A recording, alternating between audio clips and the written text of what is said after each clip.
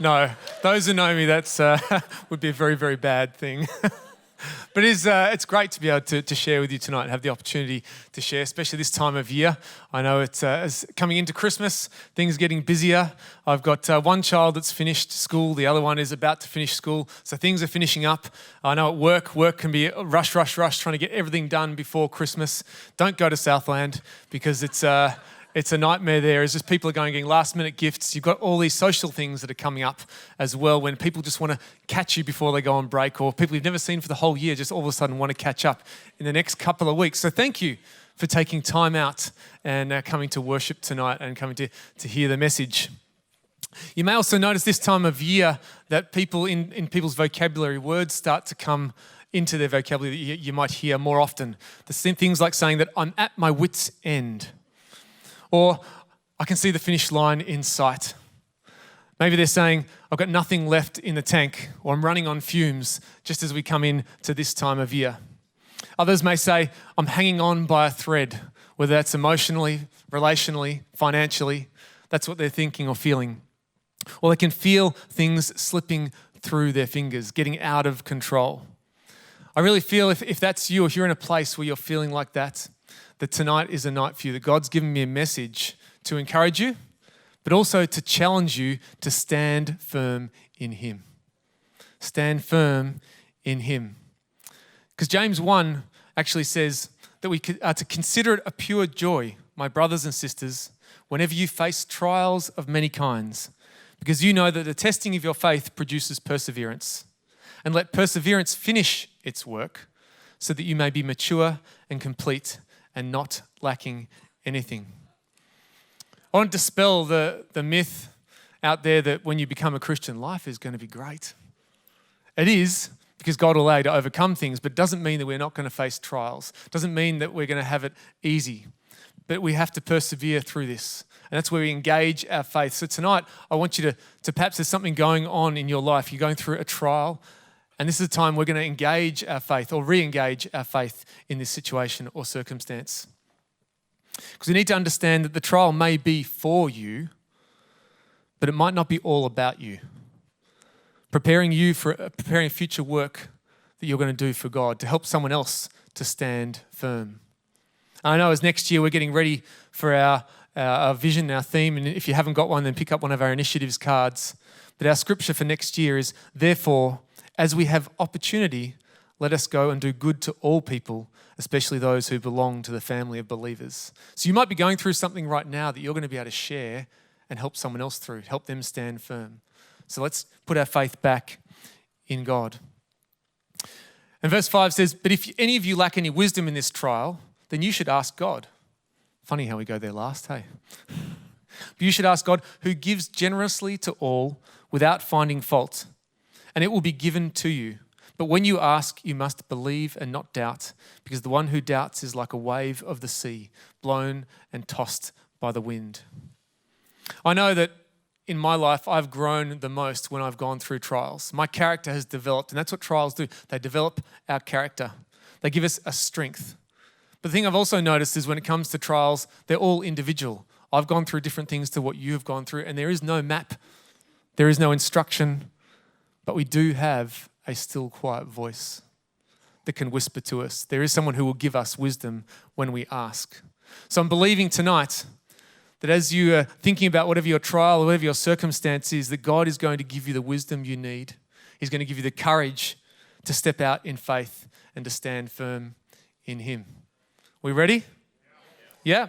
So I want to share with you how to stand firm and how to persevere through the story of David and Goliath. We all know it. You've heard it. Even if you're not from church background, you probably you hear things in law. It's a David versus Goliath type battle. But David overcame Goliath because he had learned to persevere. He'd learned to stand firm in God and not in the things of this world. David had to persevere through experiences with the lion and the bear, out on the mountainside all alone. He had to persevere through the opinions of his father and his brothers who looked down on him for doing such a demeaning job in their eyes, or one that wasn't very worthwhile. But because of this, he was able to overcome the Goliaths in his life. If you've got your Bibles, you can follow along on the screens. I'm really just going to read through 1 Samuel 17 and starting at verse 23 and just make comments as we go. And at the end of the message, we're going to stand up and sing and worship together the song called The Stand. And we're going to put our faith back into God. But right now is a time of preparation. Right now is a time to get ourselves right with God. So 1 Samuel 17 and verse 23, it says this: As he was talking with them, Goliath, the Philistine champion from Gath, stepped out from his lines and shouted his usual defiance. And David heard it. And whenever the Israelites saw the man, they all fled from him in great fear. Now, Goliath is stepping out, it says here, and shouting his usual defiance. So this is not the first time he's done this. In fact, it's probably been going on for about 40 days at this point. And I can imagine at the start, the very first day when both the armies lined up against each other, they'd have been feeling pretty confident. There would have been shouting going back from both sides of the field that day. The Israelites would have been standing there. They would have been knowing, I've been trained for this. I've got my brothers in arms beside me. The God of Israel is fighting for me. God is on my side. They'd have been feeling pretty confident. But then this Goliath, he steps out. And he yells out defiance and he challenges anyone to come and fight him. And on day one, it was a challenge. Perhaps it was a challenge on day 2 and day 3. But as time went on and no one stepped forward, as their king didn't nominate someone to step forward and fight this Goliath, all of a sudden a little thing called doubt started creeping into their minds. They started to think about their mortality. They started to think about their families, think about home. To think about, if I do step out and I fail, then the whole of Israel is going to be put into slavery. They allowed Goliath to get into their head. They forgot that God was on their side. And then it went from doubt and it moved into fear, where all they could see was Goliath. And fear is contagious and it has spread through the whole army. And here you come to this moment where the fear is spread through everybody, but it hasn't killed them. Fear doesn't kill. Fear will paralyze. Now, the Israelites had been saying, do you see how this man keeps coming out? He comes out to defy Israel. The king will give great wealth to the man who kills him. He will also give him his daughter in marriage and will exempt his family from taxes in Israel. If my son had been there, I'd have been throwing him out to fight Goliath, just for that. But David asked the men standing near him, what will be done for the man who kills this Philistine and removes this disgrace from Israel? Who is this uncircumcised Philistine that he should defy the armies of the living God? See, David didn't ask this nicely. He asked it with attitude. He's sitting, who is this uncircumcised Philistine? This disgrace. See, he had only just come in. This is day 1 for David. He hadn't been paralyzed by fear yet. It hadn't caught onto him. So he was still able to move. And God was stirring something up inside of him. And they repeated to him what they had been saying and told him, this is what will be done for the man who kills him. When Eliab, David's oldest brother, heard him speaking with the men, he burned with anger at him and asked, why have you come down here? And whom did you leave those few sheep in the wilderness? I know how conceited you are and how wicked your heart is. You came down only to watch the battle. How funny is it when a Goliath appears in our life and we see something comes against us, a circumstance, a situation, doesn't matter what it is. And we step out in faith. When something rises up and we know we should be stepping out here, that the first thing the enemy wants to do is move us to fear and anxiety. And often he uses those that are close to us to put that doubt.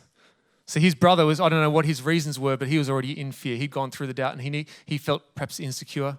I've got to be a big brother. I should have gone out. Maybe I don't know what his reasons were for pulling David down, but he chose to do it. But David responds like this. Now what have I done? Said David.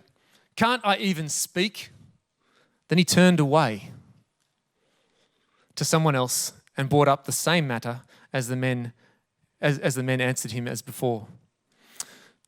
See, the first thing David did here that we can learn in order to stand firm when you come and face a Goliath is realize that you have the volume control. Men, you're going to be happy. You've got the control in your hands. You can turn the volume down. In fact, here you can even change the channel.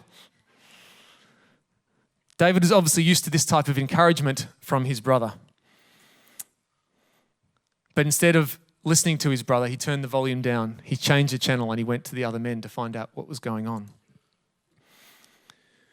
What David said was overheard and reported to Saul. So Saul sent for him. Saul is the king. It's quite an honor to be brought before the king. And David said to Saul, "Let no one lose heart on account of this Philistine. Your servant will go and fight him." Hasn't had much time to think. He just comes before the king and blurts out, "I'll go and fight him. Let no one lose heart." I love his confidence. I love how sure he was. And Saul replies, this is the king replying to him right now, "You're not able to go out against the Philistine and fight him. You're only a young man, and he has been a warrior from his youth." Again, fear and anxiety being spoken, trying to take over. But David, he stepped out, not in listening. He turns the king's voice down right now. He turns the king's voice down. He steps out and he says, but David said to Saul, "Your servant has been keeping his father's sheep. When a lion or bear came and carried off a sheep from the flock, I went after it. I struck it and rescued it from the sheep's mouth. When it turned on me, I seized it by its hair. I struck it and killed it. Your servant has killed both the lion and the bear. This uncircumcised Philistine will be like one of them because he has defied the armies of the living God. The Lord who rescued me from the paw of the lion and the paw of the bear will rescue me from the hand of this Philistine." The second thing we can do to stand firm is remember that the Lord is our rescue. The Lord is our rescue. And some of you need to hear that. The Lord is your rescue. Not the things of this world. He might provide it through the things of this world, but the Lord is our rescue. So Saul said to David, because he's made this declaration, "Go, the Lord be with you. But in case he's not, here's my armor." Or perhaps he was worried about ock health and safety, and he thought, well, you better wear that. Or perhaps he didn't want to be represented by a shepherd boy that looked pretty disheveled. You need to have some better clothes on and send him out. Or perhaps he was saying, "The Lord be with you, but do it my way." We've had people in lives who've said that when you've said, you speak something out, they go, "You can do it, but you've got to do it my way." So Saul dressed David in his own tunic. He put a coat of armor on him and a bronze helmet on his head. And David fastened the sword over the tunic and tried walking around because he was not used to them. Then David did something that was important. He started walking around. He's trying this out. And he realizes, I'm not used to this. So he takes a time out. If we want to learn to stand firm, then we need to learn to take more time outs in life, to ask God for that wisdom. See, in sport, a timeout is used to break the momentum of a game. Perhaps one team is starting to get ascendancy on the other, so the coach will ask for a timeout and he'll call his team over and he'll perhaps change a tactic. He might switch some players out and put some new players in. He might be there to encourage and try and keep the momentum going if they've got the momentum as well. That way, just to give you a bit of a break. But often what happens is in this time, it gives you time to think before you act. It can often lead to a change of attitude, a change of direction, or a total change of decision. But timeouts aren't only useful in sport, they're useful in life. I reckon it'd be good if we took more timeouts when we're in the middle of an argument. Do I really need to be having this argument? Am I responding in love? God, what would be the wise thing to say or do right here, right now? Perhaps you're presented with an opportunity that just seems too good to be true, or it's an opportunity at work. And we sometimes just jump in and we just say yes straight away without taking a time out to think, what else is going to go with this? How much more time is this going to take? Is this going to be good for my family? What would the responsibilities be? Perhaps you're at a party, or you're going to a party and you get to this party and it's like, well, how long am I going to stay here? Take a time out. If something's offered to me, am I going to take it? How many is too many? How am I going to get home? And obviously coming up, Christmas is here, then straight after Christmas we have the Boxing Day sales. Can I encourage you, take a time out. Ask yourself, do I really need this? I said that one for all the men in the room. I know there are many times in my life I wish that I had taken a time out because it would have not only saved me time, it would have saved me money, pain, and embarrassment. But right here, it's going to save David's life. He says, I cannot go in these because I'm not used to them. So he took them off. See, when David had tried on Saul's armor, he knew that it wasn't for him. He realized that it was heavy, cumbersome. He knew it's going to slow his movements down. It's going to bring him fatigue and make him vulnerable instead of protecting him. We need to realize when we're wearing the wrong armor, things that will slow us down, fatigue us, and we need to learn to be able to shed them, to be able to get rid of them. And so then David took his staff in hand and he chose 5 smooth stones. So you got to think about this. This day has been moving rapidly. It's not a normal day for David. David should have been out minding the sheep, but he wasn't. His father sent him with food to give to his brothers, and he rocks up to the battle lines and he sees these 2 armies opposing each other. Something he's probably never seen before. He hears the challenge. Something rises inside of him. His brother has a crack at him. He gets brought before the king. He says something perhaps he hasn't thought all the way through, but really feels that he needs to do. And then the king says, you've got to go and use my armor. And in all of this, he's able to stop and take a time out and consult God for wisdom. Can you imagine having the king there? Think of someone really important in your life and they've asked you to do something, and then would you consult God in that moment? Or would you just go, yeah? But he took the time out. And I think the busier we get in life, the more we have to just stop and take a time out. As it said, he picked up 5 small stones from the stream. This wasn't just a thought. He actually walked away to ask God, what is it you want me to do? And God said, I want you to pick up some stones out of the stream. So he walks along, just picks up some stones. I don't know what he's thinking at this time. He's probably going, rock. What do you give me rocks for? I really hope Goliath hasn't got paper.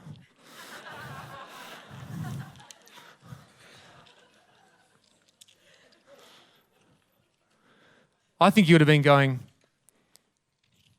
he wouldn't have been saying that. I think he'd been going, rock, sword, rock, sword, rock, sword. God, I'm just going to take the rocks. But when you ask, you must believe and not doubt, because the one who doubts is like a wave of the sea, blown and tossed by the wind. It's so hard not to doubt sometimes.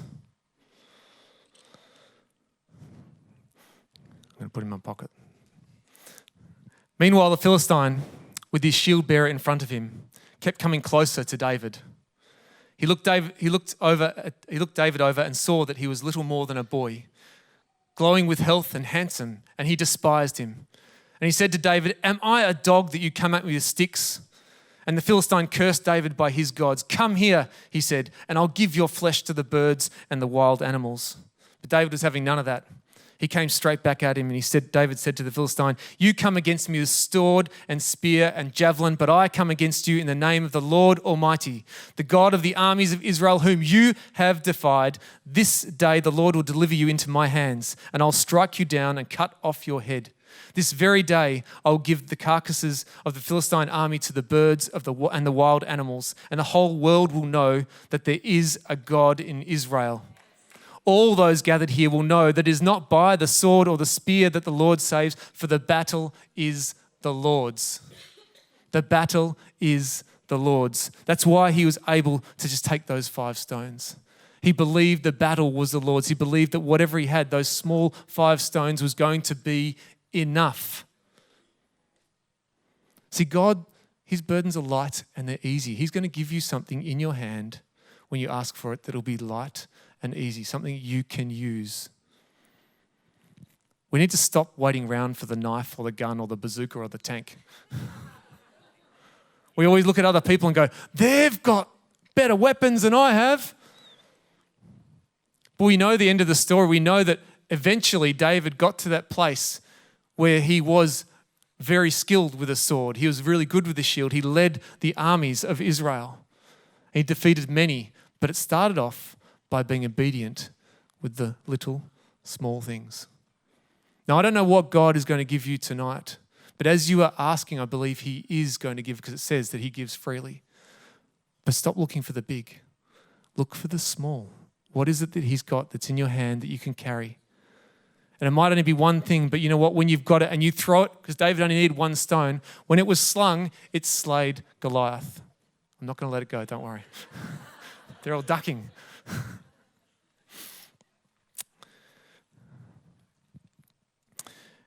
As the Philistine moved closer to attack him, David ran quickly toward the battle line to meet him. Reaching into his bag, taking out the stone, he slung it and struck the Philistine in the forehead. The stone sank into his forehead and he fell face down on the ground. You know what wisdom is when we ask for it?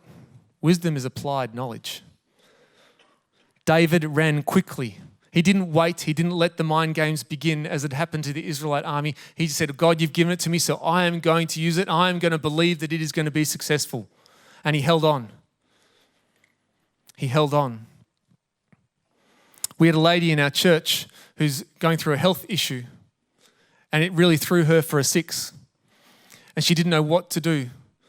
But God gave her a word, and she held on to it. And that's all she did. She held on to that one word. And she held on right up to the day of surgery. And she had the surgery, but all was clear. Come on, this deserves a round of applause. Everything in her wanted to run. And sometimes everything in us wants us to run, but she held on, trusting that God was going to come through. We need to do the same. Ephesians 6:10-15 says, finally, be strong in the Lord and in his mighty power. Put on the full armor of God so that you can take your stand against the devil's schemes. For our struggle is not against flesh and blood, but against the rulers, against the authorities, and against the powers of this dark world, and against the spiritual forces of evil in the heavenly realms. Therefore, put on the full armor of God, so when the day of evil comes, you may be able to stand your ground. And after you've done everything to stand firm then. Tonight, if I ask the band if they come up, I'm going to ask you to stand firm. Sometimes we've done all we can, but it's needing to come and stand firm in God again. Before that happens, there's going to be a bit of a shedding moment though, where we get rid of Saul's armor. We put that down and ask God forgiveness for trying to do things our way or taking on things that we probably shouldn't have taken. So I believe that God is going to minister to people as we lay things down, as we sing this song.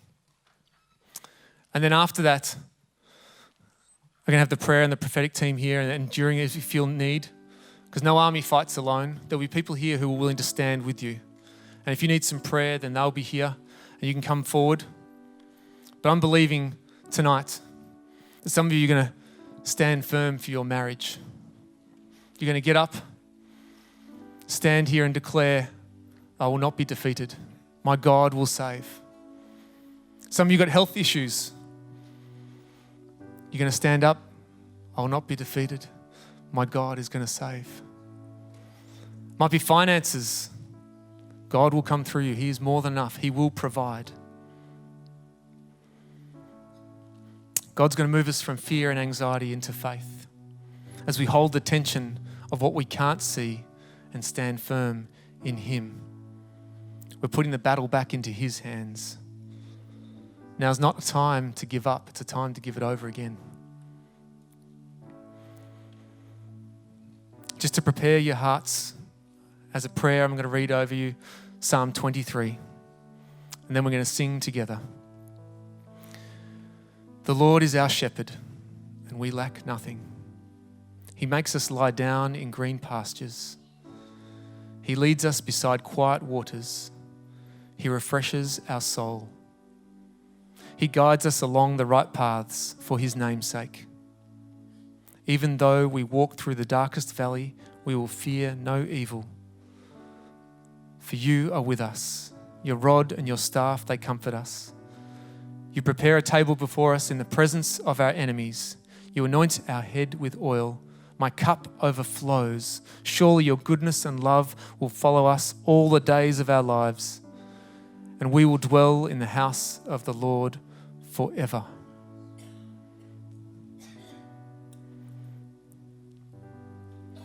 Faith is the substance of things hoped for and the evidence of things not seen. As we stand, that is what we're believing. Things we cannot see, we're asking God to step in. So let us stand right now.